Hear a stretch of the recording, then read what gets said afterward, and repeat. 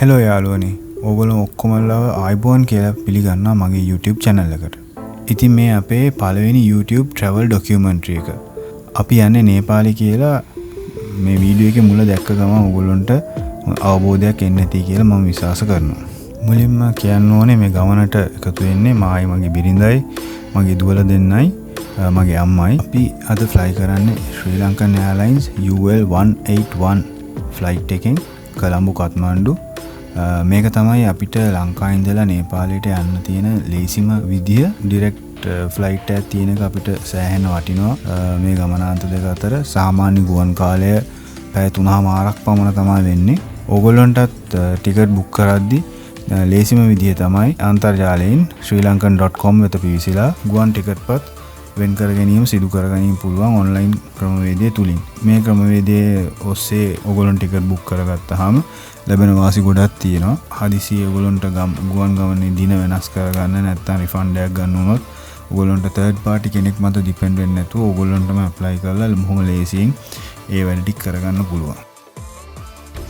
අපි උදේ 6:00ට පමණ ගෙදරින් පිටත් වෙලා ගුවන් තොටුපළට ඇවිල්ලා අපේ චෙක්-ඉන් වැඩ කටයුතු, ඉමිග්‍රේෂන් වැඩ කටයුතු ඒ සියල්ල අවසන් කරලා අපි දැන් ඇවිල්ලා ඉන්නවා සෙරන්ඩි ලොන්ජ් එකට. අපි උදේ මෙතනට ඇවිල්ලා පොඩ්ඩක් ෆ්‍රෙෂ් අප් වුණා. දැන් අපි බලන් ඉන්නවා අපේ බෝඩින් පටන් ගන්නකම්. බෝඩින් පටන් ගත්තාම අපි මෙතන ඉඳලා කෙලින්ම ගුවන් යානයට බෝඩ් වෙන්න තමයි බලාගෙන ඉන්නේ. දැන් අපේ ෆ්ලයිට් එක කටුනායකින් ටේක් ඔෆ් කළා. ඇත්තටම අපිට ලොන්ජ් එකේ ඉඳලා ෆ්ලයිට් එකට එනකන් ෂොට්ස් කීපයක් මිස් වුණා. මොකද අපි බබාලා දෙන්නත් එක ට්‍රැවල් කරන නිසා අපි මූලික අවධානය ඒගොල්ලන්ට දීලා තියෙන්නේ. ඉතින් අපිට මේ ගමන පුරාවට ඇතැම් අවස්ථාවලදී පොඩි ෂොට්ස් මිස් වුණා. නමුත් අපි ෂූට් කරපු ටික ඔයගොල්ලොත් එක්ක ඔක්කොම ෂෙයා කරන්න හිතාගෙන ඉන්නවා. මොකද ඒගොල්ලන්ට එතකොට හොඳ අයිඩියා එකක් ගන්න පුළුවන් නිසා.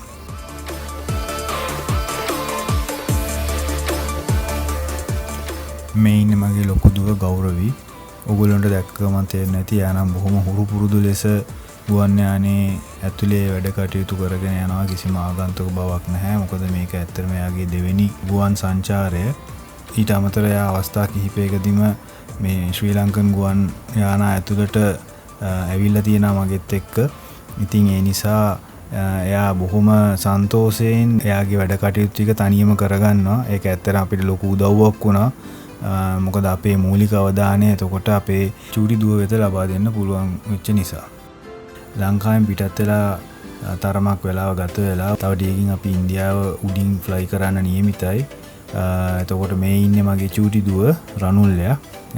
එයා පොඩ්ඩක් ඇඬුවා මුලින් අපි ගුවන් යානෙට ඇතුල් වෙච්ච ගමන් වගේ. ඉතින් බොහොම අමාරුවෙන් එක ඒවා පෙන්නලා තමයි යාව පොඩ්ඩක් අපි සනසගත්තේ. දැන් නම් ෂේප් එකේ ඉන්නවා.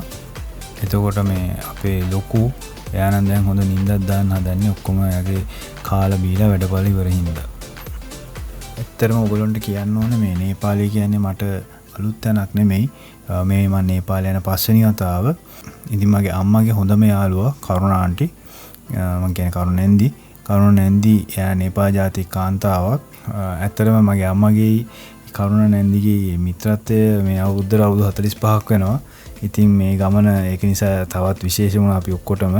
ඉතින් මං කිව්ව කරුණ නැන්දි ඉස්සර ලංකාවේ සරෝදියේ වැඩ කරලා තියෙනවා. ඒ කාලේ නතර වෙලා ඉඳලා තියෙන අපේ ගෙදර. එහෙම තමයි මිත්‍රත්වය ගොඩනැගිලා තියෙන්නේ. ඉතින් කරුණ නැන්දිව දැනගත්තයින් පස්සේ අපිට දැන අඳුර ගන්න ලැබුණා ඒ කාලේ ලංකාවේ විද්‍යෝදය පිරිවෙනේ වැඩ වාසය කරපු නේපාලයේ රාහුල හාමුදුරුවෝ. ඉතින් අදටත් ඒ මිත්‍රකම් ඒ ගරුහුරුකම් ඔක්කොම අදටත් ඒ විදිහටම තියෙනවා. ඉතින් ඒ නිසා තමයි අපි නේපාලයත් එක්ක මෙච්චර ලැබියාවක් සම්බන්ධතාවයක් තියෙන්නේ. ඉතින් මේ ෆොටෝ වල ඔයගොල්ලෝ දැක්කේ 1994 ඉඳලා විටින් විට අපි එහෙ ගියාම ගත්ත ෆොටෝ කාලයත් එක්ක දේවල් කොච්චර වෙනස් වෙනවද කියලා මේ ෆොටෝ ටික දැක්කහම ඔයගොල්ලන්ට උනත් තේරෙන්නේ නැති.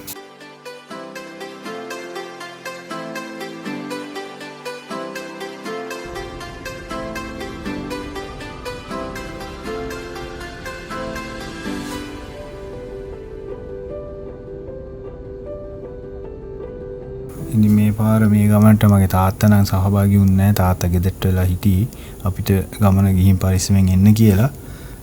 ඉතින් දැන් ඔන්න අපි කතාවෙන් ගොඩක් දුර ඇවිල්ලා දැන් අපි කත්මණ්ඩු වලට බොහොම කිට්ටු වීගෙන ඇවිල්ලා තියෙන්නේ. තව ඩේකින් අපි නේපාලයේ කත්මණ්ඩු නුවර තියෙන ත්‍රිභුවන් ඉන්ටර්නැෂනල් එයාපෝට් එකේ ලෑන්ඩ් කරන්න නියමිතයි.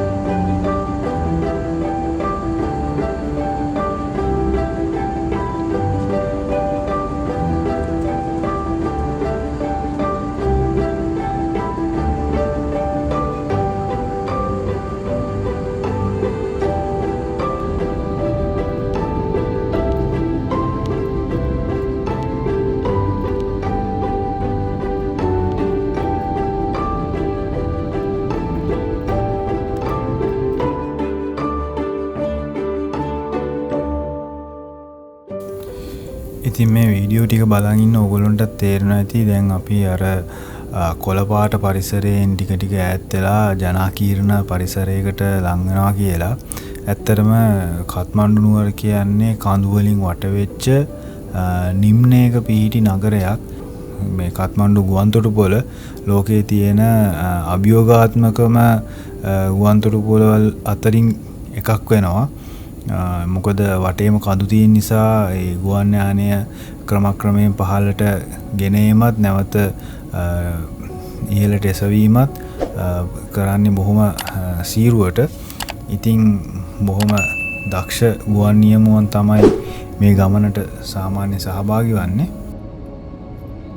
ඒ වගේම කියන්න ඕනේ අද අපේ මේ ගුවන් යානය කොළඹ ඉඳලා නේපාලයට පියාසර කරගෙන ආපු කැප්ටන් සහ ෆස්ට් ඔෆිසර් දෙන්නගෙන් අද ටච් ඩවුන් එක මං ජීවිතේ විඳපු ටච් ඩවුන් වලින් බොහොම ස්මූත්ම ටච් ඩවුන් එකක් කියලා අවිවාදයෙන් කියන්න පුළුවන්. මෙච්චර භයානක ගුවන්තොටුපොළක් වෙලත් කිසිම එකට ගානක් නැති වෙන විදිහට හරිම සොෆ්ට් එකට ටච් ඩවුන් කළා මේ නේපාලේ ත්‍රිභුවන් එයාපෝට් එකේ රන්වේ එක. ඉතින් ශ්‍රී ලංකන් එයාලයින්ස් එකේ ඉන්න ගුවන් නියමුවන් සියලු දෙනාම බොහොම ආදරයෙන් මතක් කරනවා. ඔයගොල්ලෝ තව වීඩියෝස් දැකලා ඇති ශ්‍රී ලංකන් එකේ පයිලට්ස්ලා බොහොම අසීරු අවස්ථාවල ඉතාමත් දක්ෂ ලෙස ගුවන් යානය හසුරුවමින් ලෑන්ඩ් කරන වීඩියෝස් ඕන තරම්. ඉතින් මේ ඉන්න පයිලට්ස්ලා ඔක්කොටම අපේ ස්තුතිය වගේම ආචාර්ය බුද කරනවා මගින් සියලු දෙනාම ආරක්ෂිතව ඒ ගමනාන්ත වෙත රැගෙන යාම සම්බන්ධයෙන්.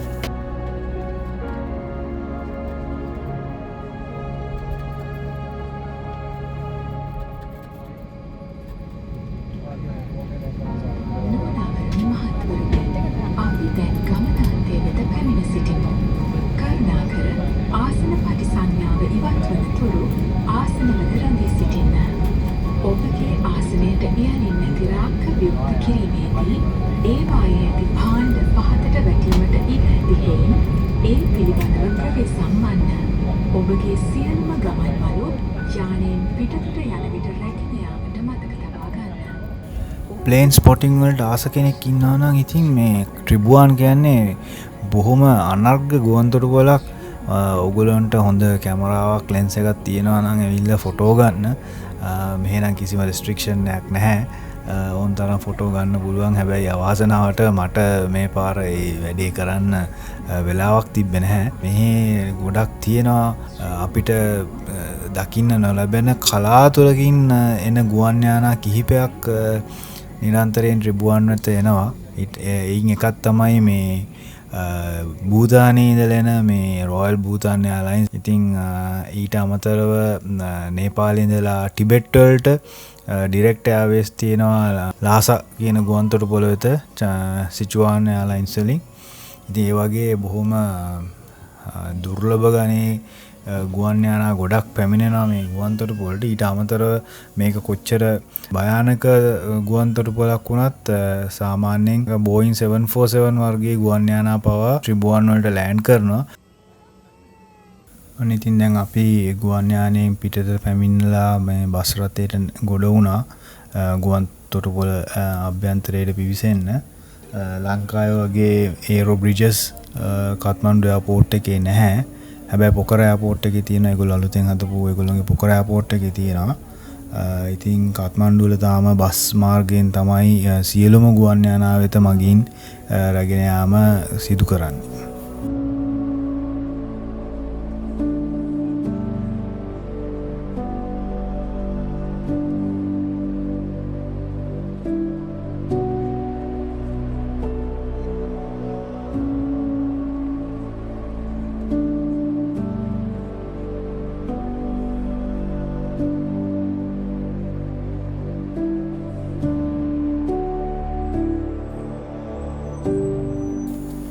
ඉතින් අපි අපේ ඉමිග්‍රේෂන් කටයුතු සියල්ල නිම කළා. අපේ බැගේජ් කොම කලෙක්ට් කරගෙන අපි ආවා අර මම කලින් කියපු නේපාලයේ රාහුල හාමුදුරුවෝ වැඩ වාසය කරන බනේප කියන ප්‍රදේශයේ තියෙන ධාන කුටි විහාර කියන විහාරස්ථානයට. මේ පන්සලේ ලොකු හාමුදුරුවෝ විදිහට තමයි නේපාලයේ රාහුල හාමුදුරුවෝ වැඩ වාසය කරන්නේ. කත්මන්ඩු නුවර ඉඳලා මේ බනේප කියන ප්‍රදේශයට කිලෝමීටර් 20ක් විතර තියෙනවා. ඉතින් අපි එද්දී පන්සලේ සැරසිලි කටයුතු කරනවා. මොකද අපි ආවේ මැයි 8 වෙනිදා.